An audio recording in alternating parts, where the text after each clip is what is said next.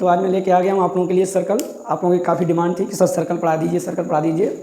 ठीक है, तो क्लास 10th का सर्कल आपका आने वाला है और 2 दिन के अंदर आपका सर्कल फिनिश हो जाएगा। जिस तरह मैं बता रहा हूँ आप प्रॉपर नोट्स बनाते चलिए और नोट्स बनाने के साथ साथ शेयर भी करते रहिएगा। और जितना ज़्यादा शेयर करेंगे उतना ही ज़्यादा मेरा भी मन करेगा पढ़ाने का। क्लास 10th आपका चैप्टर हम स्टार्ट करने वाले हैं सर्कल। क्लियर है? तो बात आती है बच्चे सर्कल। सर्कल को हम डिफाइन कैसे करेंगे, ठीक है ना। सर्कल की डेफिनेशन क्या होगी, क्लियर है। तो सर्कल की डेफिनेशन आप सिंपल वे में लिख देंगे, it is formed by a constant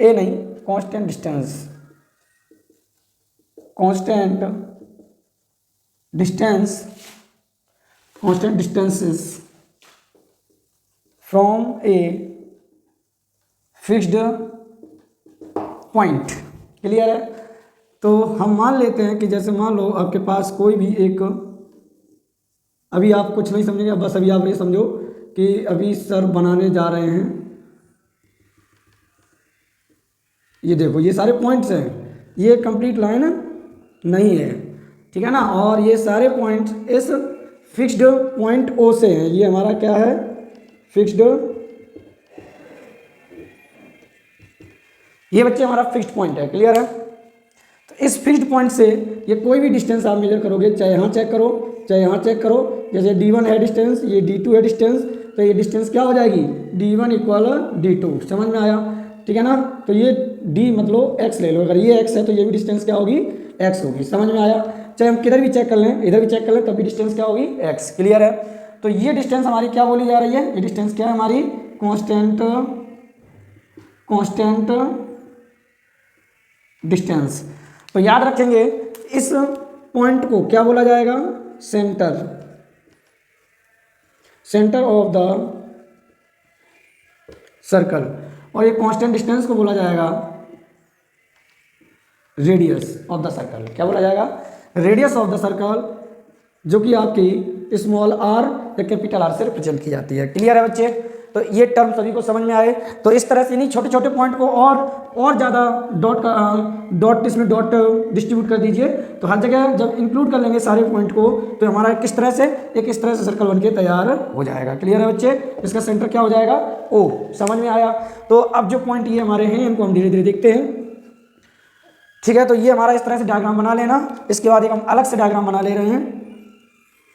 ठीक है, ये थोड़ा सर्कल अच्छा नहीं बना है, बढ़िया सा सर्कल बनाते हैं।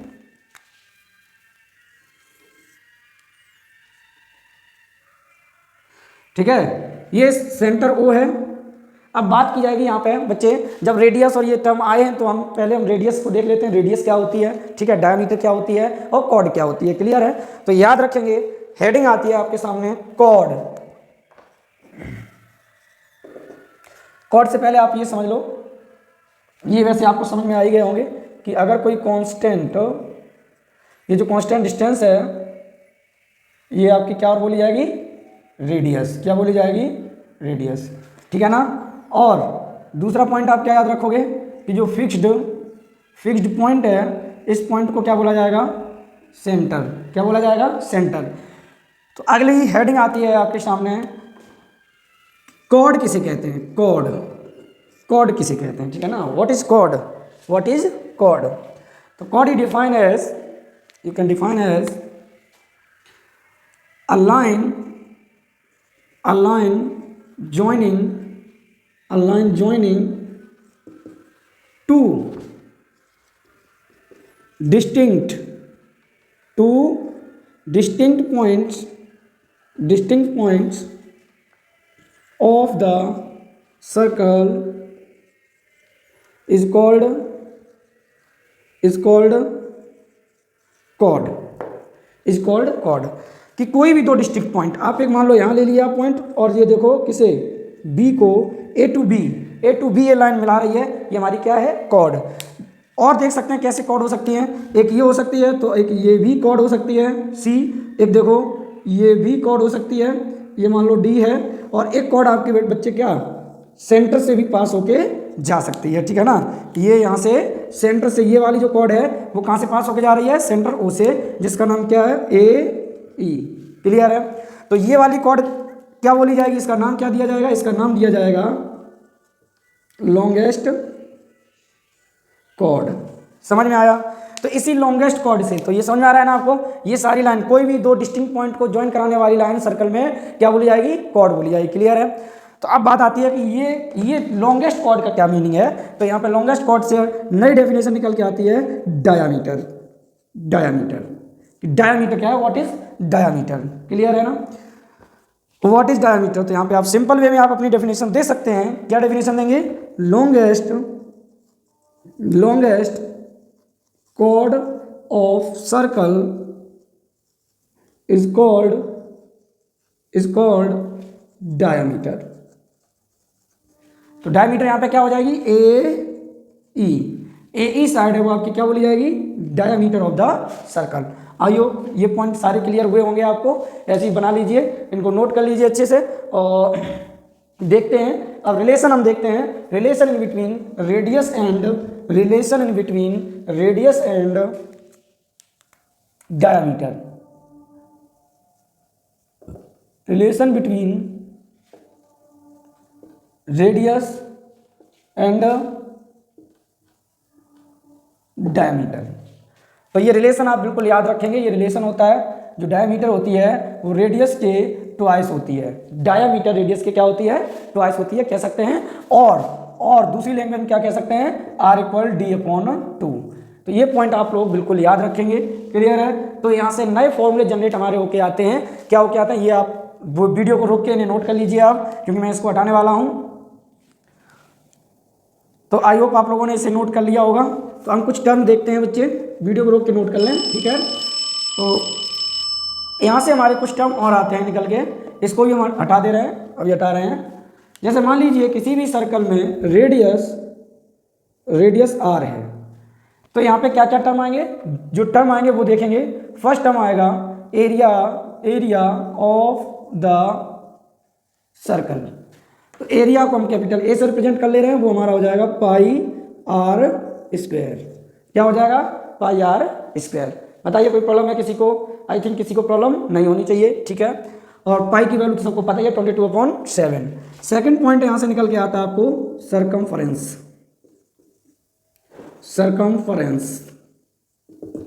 सरकमफरेंस को हम सी मान लेते हैं, तो क्या हो जाएगा 2πr।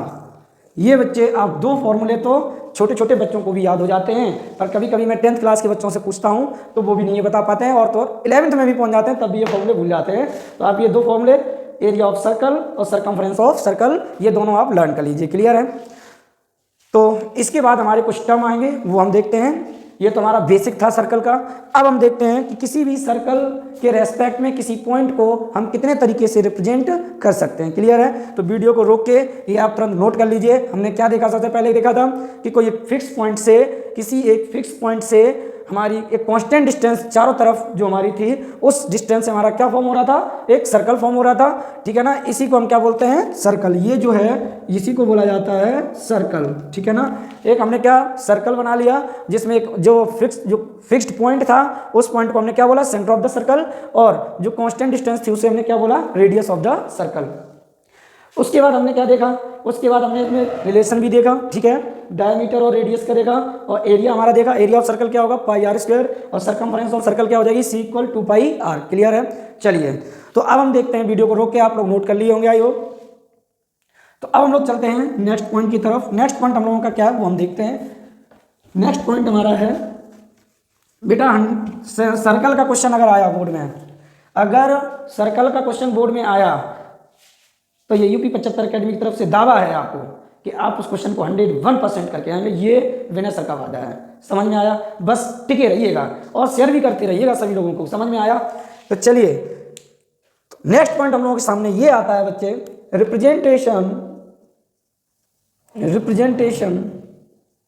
Representation of a point with respect to circle. किसी सर्कल के रेस्पेक्ट में हम किसी पॉइंट को देखना चाहते हैं, वो हमारा पॉइंट किस किस तरीके से रिप्रेजेंट उसे हम कर सकते हैं। ठीक है, उससे पहले 9th क्लास में जब आप लोग थे तो याद करिए, दो सर्कल को आपने अलग अलग तरीके से रिप्रेजेंट किया था। एक तो ये था कंडीशन क्या कि कोई एक सर्कल दूसरे सर्कल के नियर था पर टच नहीं कर रहे थे। दूसरा केस क्या था कि सर्कल एक दूसरे को टच करके निकल रहे थे। तीसरी कंडीशन क्या देखी थी आपने कि वो सर्कल एक दूसरे को इंटरसेक्ट कर रहे थे। चौथी कंडीशन आपने क्या देखी थी कि जो सर्कल थे कोई दो इनसाइड से टच कर रहे थे। और फिफ्थ कंडीशन आपने क्या देखी थी कि अंदर साइड वो एक दूसरे को इंटरसेक्ट नहीं कर रहे थे। तो दो सर्कल को रिप्रेजेंट करने की बात आए तो आपके पास कितने तरीके थे? नंबर 1 तरीका था, नंबर 2, नंबर 3, नंबर 4 और नंबर 5। समझ में आया? तो ये 9th क्लास में आप लोगों ने पढ़ा होगा सर्कल में। ठीक है, बट इसका अभी हमारा कोई यूज नहीं है तो हम इसको हटा दे रहे हैं। हमें सिर्फ एक पॉइंट किसी सर्कल के रेस्पेक्ट में शो करना है। क्लियर है? चलिए देखते हैं। तो वो क्या हमारा हो जाएगा, जैसे देख लीजिए, कोई भी हम दो आगे सर्कल देख लेते हैं। कोई भी सर्कल बना लीजिए, एक सर्कल, दो सर्कल, और देखो ये देखो सर्कल है, समझ जाए आप, हटा दो, चलो हटा दो, नाराज हो जाओगे नहीं तो हमें पता है। एक हम लोगों के पास ये सर्कल, ठीक है ना, ये हम लोगों के पास सर्कल है, 3 सर्कल हमने लिए हैं। ठीक है, तो अभी हम कंडीशन बना के दिखा दे रहे हैं। उसके बाद अगर आपको चौथी कंडीशन अगर आपको कहीं भी नजर आ रही हो तो कमेंट बॉक्स में कमेंट करके जरूर बताएं आप। क्लियर है? तो चलिए देखते हैं। एक कंडीशन देखो बच्चे हमारे पास ये है कि इस सर्कल के पास हम जाएं भी ना, कहीं हम बाहर ही बैठे रह जाएं, मतलब पी पॉइंट को हम सर्कल के आउटसाइड, तो इसे क्या बोला जाएगा? Outside of the circle. क्या बोला जाएगा? Outside of the circle. अब हमने क्या देखा बच्चे? अब हमने देखा कि जो भी पॉइंट है वो ऑन द सर्कल लेते हैं, तो यहाँ पे क्या बोला जाएगा? On the circle. तीसरी कंडीशन हमारी क्या हो सकती है? कोई भी पॉइंट सर्कल के इनसाइड लाई कर सकता है, तो यहाँ पे क्या बोला जाएगा? Point lie inside the circle. Clear है? तो ये पॉइंट आप लोग बिल्कुल एकदम से समझ लीजिएगा कि कोई भी पॉइंट है हमारा सर्कल के आउटसाइड हो सकता है, सर्कल के बाहर हो सकता है। दूसरी कंडीशन क्या हो सकती है कि कोई भी पॉइंट हमारा ऑन द सर्कल हो सकता है। तीसरी कंडीशन हमारी क्या हो सकती है? कोई भी पॉइंट हमारा इनसाइड द सर्कल हो सकता है। अगर चौथी कंडीशन अगर आपके दिमाग में आ रही है बच्चे तो कमेंट बॉक्स में तुरंत कमेंट कर दीजिएगा, कोई भी डाउट ना रखें आप। समझ में आया? चलिए तो देखते हैं। ठीक है, देखते हैं हम कि किसी भी सर्कल को लाइन के रेस्पेक्ट में देखते हैं। ठीक है ना, लाइन पॉइंट की जगह हम लाइन लेके आ रहे हैं। अब बच्चे लाइन को लेके आ रहे हैं। ठीक है, तो अब लाइन के केस में देखो क्या क्या केस बनेंगे। ठीक है, लाइन के केस में हम लोग देखते हैं।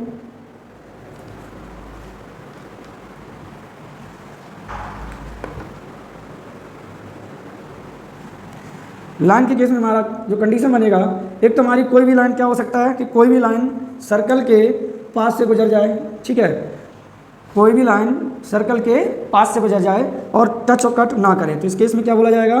Do not touch and cut to the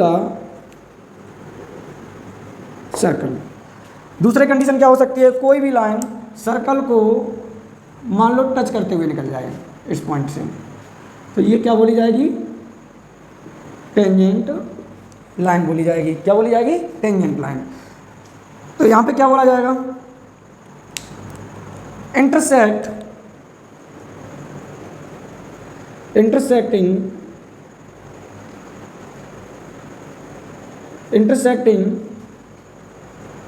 eight only one point. Intersect only one point. Third condition क्या हो सकती है? कोई भी लाइन हमारी सर्कल को 2 पॉइंट से कट करके जाए। एक हमारा पॉइंट पी से कट कर रही है, दूसरा हमारा क्यू से हो रहा है। क्लियर है? तो यहाँ से क्या आ जाएगा? ये हमारी लाइन बोली जाएगी सीकेंट लाइन। ये हमारी क्या बोली जाएगी? सीकेंट लाइन बोली जाएगी। क्लियर है? देखो जब भी कोई, तो इस केस में क्या हो जाएगा? इस केस में बोला जाएगा इंटरसेक्टिंग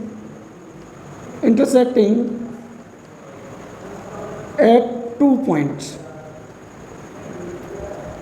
इंटरसेक्टिंग एट 2 पॉइंट। तो हमारे पास देखो 3 केस बन के आ गए हैं। एक केस ये रहा, एक केस ये रहा, एक केस ये रहा। क्लियर है? तो इन तीनों केस को आप लोग बहुत अच्छे से समझ लीजिएगा, इन्हीं से हम समझेंगे। देखो अगर कोई भी लाइन, हम क्या समझे, 2 पॉइंट निकल के आएंगे यहाँ से, टेंजेंट लाइन का कॉन्सेप्ट निकल के आएगा और सीकेंट लाइन का कॉन्सेप्ट निकल के आएगा। क्या निकल के आया कि अगर कोई भी लाइन सर्कल को किसी पर्टिकुलर 1 पॉइंट पर इंटरसेक्ट कर रही है, किस पे कर रही है, पर्टिकुलर 1 पॉइंट पर इंटरसेक्ट कर रही है कोई भी लाइन, तो वो हमारी लाइन क्या बोली जाएगी, टेंजेंट लाइन। दूसरा क्या है कि कोई भी लाइन 2 पॉइंट पर इंटरसेक्ट कर रही है, कितने पे कर रही है, 2 पॉइंट पे, तो उस लाइन को क्या बोला जाएगा, सीकेंट लाइन। समझ में आया सभी के? कोई डाउट? क्लियर है? चलिए, तो ये आप वीडियो को रोक के नोट कर लीजिएगा एकदम बढ़िया से। यहाँ से एक टर्म निकल के आ रहा है आपके सामने, टेंजेंट लाइन। ठीक है, टेंजेंट लाइन देखते हैं इसके बाद। वीडियो को रोक के नोट कर लीजिए। तो आई होप आप लोगों ने नोट कर लिया होगा।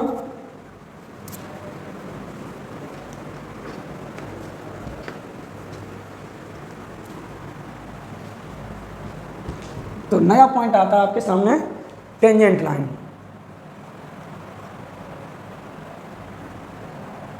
टेंजेंट लाइन, तो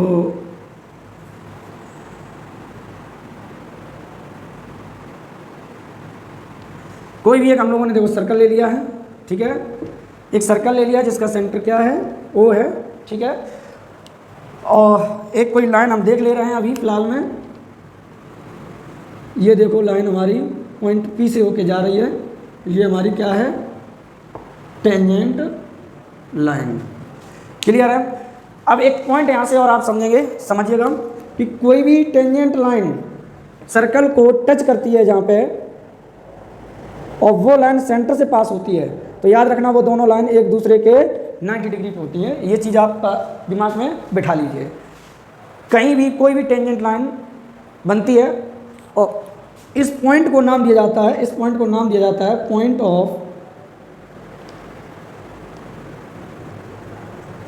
ऑफ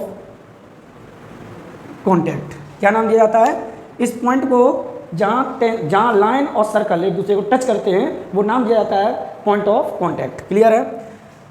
तो यहाँ से टेंजेंट के लिए क्या बोला जाएगा, a line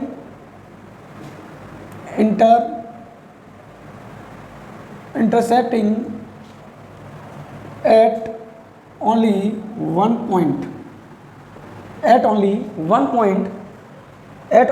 point is called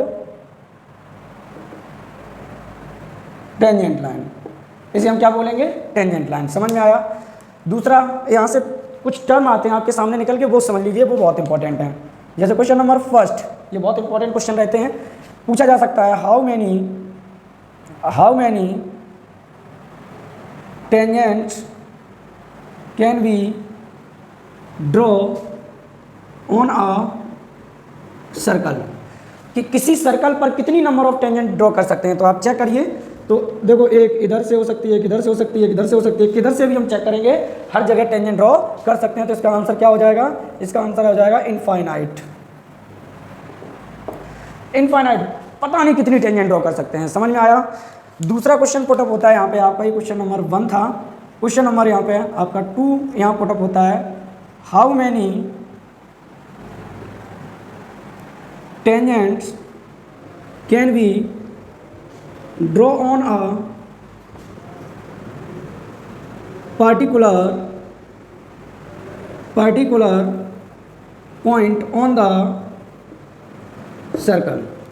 तो देखो अगर पर्टिकुलर पॉइंट की बात करते हो बच्चे, तो सिर्फ एक ही टेंजेंट ड्रॉ कर सकते हैं। अगर जरा सा भी इधर से देखो ऐसे करने की कोशिश की, 2 पॉइंट पे कट कर दी, या मान लो इधर को झुकाने की कोशिश किए तो देखो क्या हो गया, इधर को 2 पॉइंट पे कट कर दी।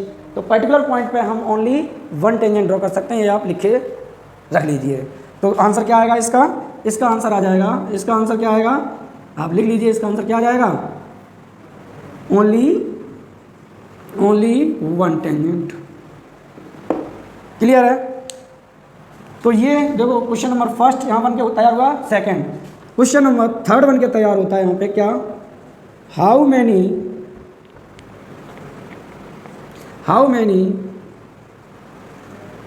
Parallel tangents can be draw on a circle.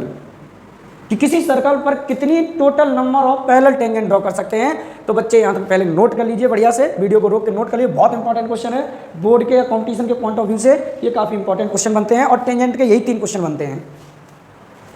Clear है? तो वीडियो को रोक के नोट कर लीजिए। तो आई होप आपने नोट कर लिया होगा। तो यहाँ से जो लास्ट का क्वेश्चन है उसके लिए हम लोग थोड़ा अलग से डायग्राम बनाते हैं दोबारा से।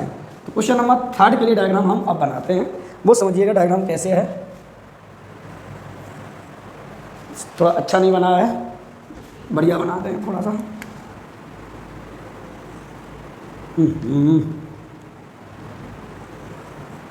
समझ लीजिए ये हमारा एक सर्कल है जिसका सेंटर, ठीक है। अब हम इसमें टेंजेंट ड्रॉ करके देखते हैं। तो पैरेलल टेंजेंट, पैरेलल लाइंस, तो ये देखो पैरेलल लाइंस हमारी जा रही थी और एक ये जा रही थी, ये जा रही थी पैरेलल लाइंस, ठीक है। और फिर ऐसे कट करते करते करते करते करते करते करते करते और एक हमारी ये निकल के गई है, ठीक है, ऐसे ऐसे ऐसे। तो हमने क्या देखा, या तो सर्कल के बिल्कुल बाहर लाइन होगी, या तो टच करेगी, या तो वो 2 जगह कट करेगी, या टच करेगी फिर बाहर हो गई। तो 3 कंडीशन के अलावा कोई भी हमारे पास कंडीशन नहीं है। तो याद रखिएगा इसमें ये वाली जो 2 लाइन है, इन्हीं लाइन को क्या आप बोलेंगे, इन्हीं लाइन को आप बोलेंगे क्या, टेंजेंट लाइन। एक ये वाली लाइन और एक ये वाली लाइन, ये वाली लाइन आपकी क्या होंगी, टेंजेंट लाइन। और अब बात आती है तो ये वाली लाइन क्या बोली जाएंगी, तो इनका नाम आपको पता ही है, 2 जगह जो लाइन कट करती है उसे क्या बोलते हैं, सीकेंट लाइन, ठीक है ना। तो सीकेंट लाइन पे तो यहाँ से इसका आंसर पहले दीजिए। तो इसका आंसर क्या आएगा, इसका आंसर आ जाएगा 2 parallel tangents can be draw on a circle. समझ में आया? ये हमारे 3 पॉइंट क्लियर हो जाते हैं। इसके बाद सीकेंट लाइन की अगर डेफिनेशन कोई पूछता है कि secant what is secant line, तो आप क्या बोलोगे, a line intersecting at 2 points, ठीक है ना, ऑन द सर्कल, या कह सकते हैं a line intersecting at 2 point on the circle is called secant line, ठीक है ना। चलिए तो अब बात आती है, वीडियो को रोक के इसे भी नोट कर लीजिए 3rd पॉइंट को, और ये बना लीजिए आप इसी तरह से, ठीक है ना। तो अब बात आती है, हेडिंग डालेंगे, ये तब तक नोट कर लीजिए। अब आती है, ये आती है numbers of tangent line, number of tangent line from a point to the circle. चलिए देखते हैं, इसको हम हटा दे रहे, वीडियो को रोक के आपने नोट कर लिया होगा, आई होप। तो देखो इसके लिए कितनी कंडीशन बनते हैं, तो आप याद करिए, पहला कंडीशन याद करिए, कोई भी सर्कल होता है तो हम पॉइंट किसके तरह से, 3 कंडीशन आई थी आपके पास, ठीक है ना। एक कंडीशन हमारी क्या थी, और उसके बाद फिर दूसरी कंडीशन लगाई थी आपने, और उसके बाद एक कंडीशन और बचती है, तीसरी कंडीशन आपकी बचती है, ठीक है। अरे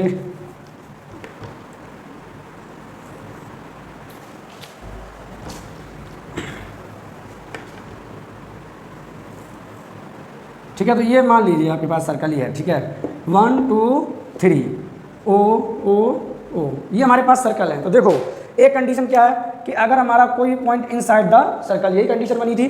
तो इसमें देखो अगर कोई भी टेंजेंट लाइन ड्रॉ कर सकते हैं, इस पर ऐसी लाइन ड्रॉ करते हैं जो इस पॉइंट से पास होके जाए, तो वो लाइन सर्कल को कितने जगह कट कर रही है, 2 पॉइंट पे। तो हमारी वो लाइन क्या हो जा रही है, सीकेंट लाइन। यहाँ पे क्या बोला जाएगा, no tangent line, no tangent lines. दूसरी कंडीशन आपके पास क्या है कि कोई भी पॉइंट ऑन द सर्कल हो जाए, तो इस केस में लाइन हमारी क्या होगी, पर्टिकुलर पॉइंट पर इंटरसेक्ट होके जाएगी, तो ये हमारी क्या है, टेंजेंट लाइन। तो इस केस में के लिए क्या बोला जाएगा, ओनली 1 टेंजेंट, ओनली 1 टेंजेंट। तीसरा क्या है कि कोई भी पॉइंट हम आउटसाइड द सर्कल रख दें, ठीक है ना।